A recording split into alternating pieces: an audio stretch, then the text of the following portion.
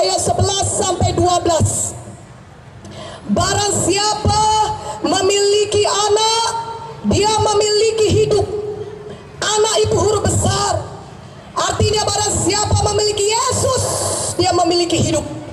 Tapi barang siapa tidak memiliki Yesus, dia tidak memiliki hidup yang kekal.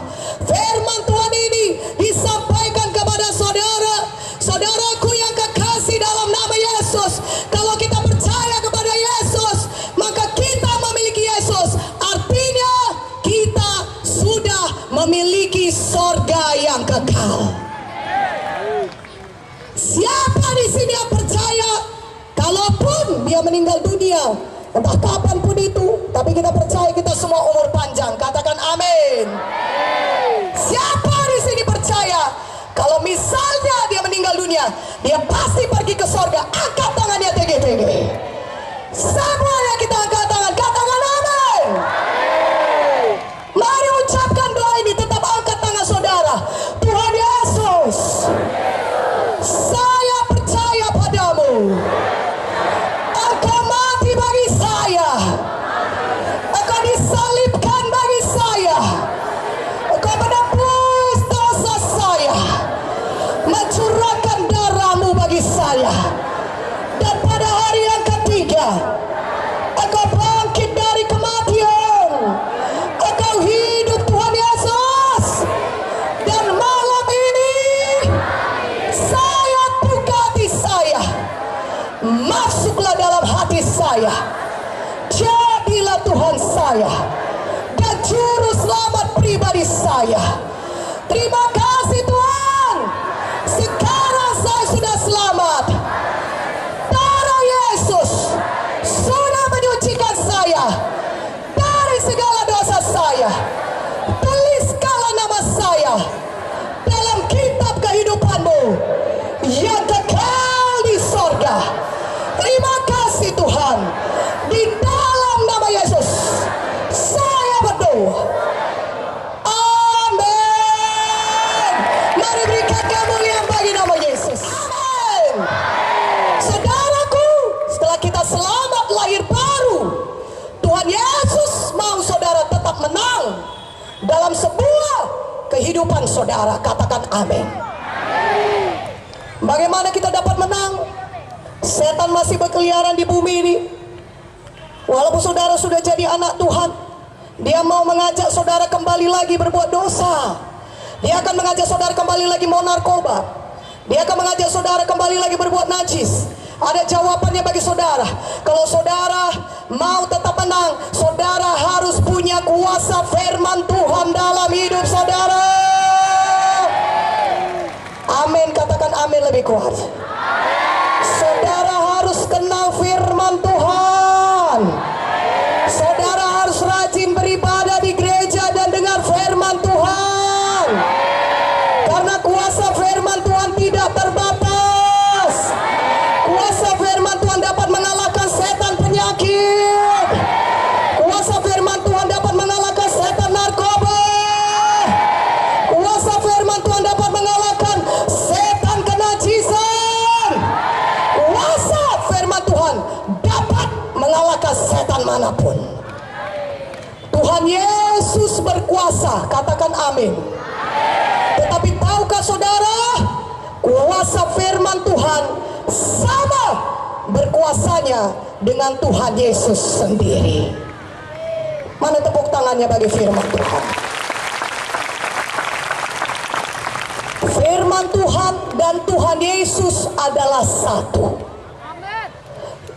Yohanes 1 ayat 1 mengatakannya, pada mulanya adalah firman, dan firman itu bersama-sama dengan Allah, dan firman itu adalah Allah sendiri.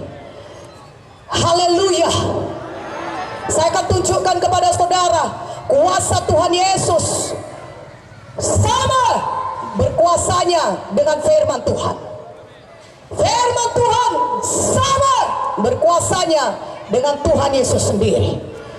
Karena itu kalau hari ini saudara percaya dengan semua firman Tuhan yang saya beritakan, saudara bisa mengalami mujizat Tuhan.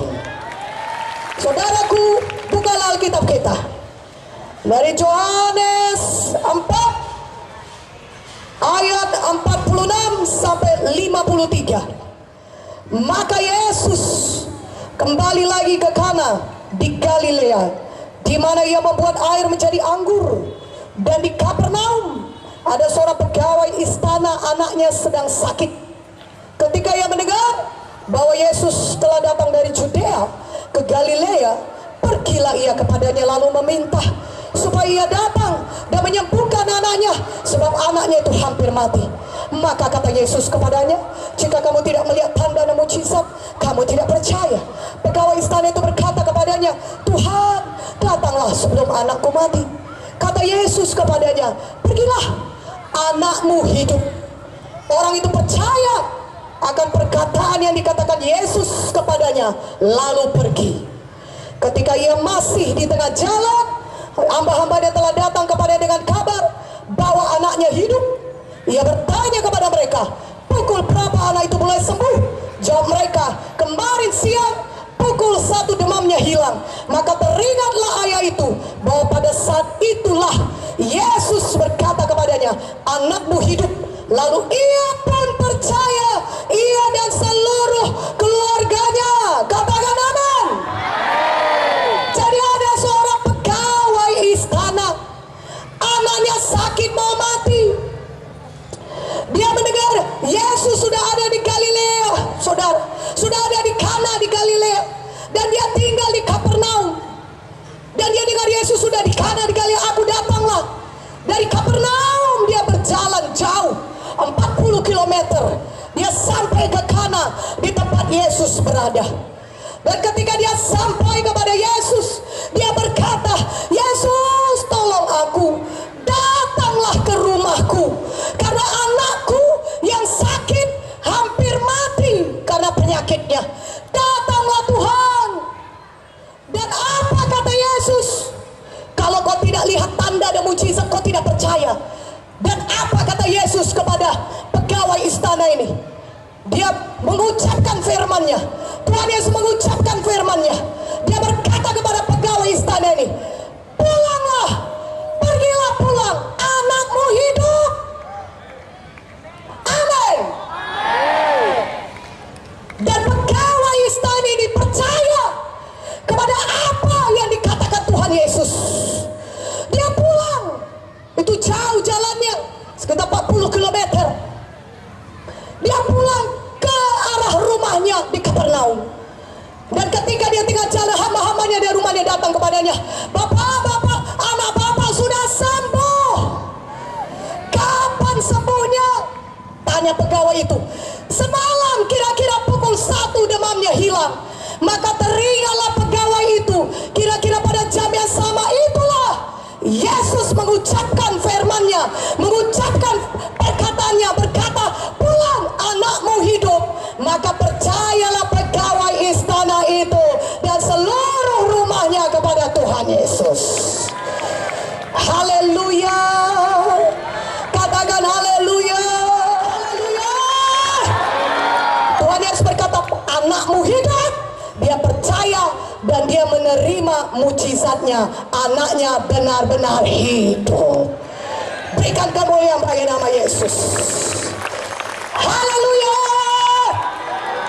Ini menunjukkan Tuhan Yesus sama berkuasanya dengan firman-Nya.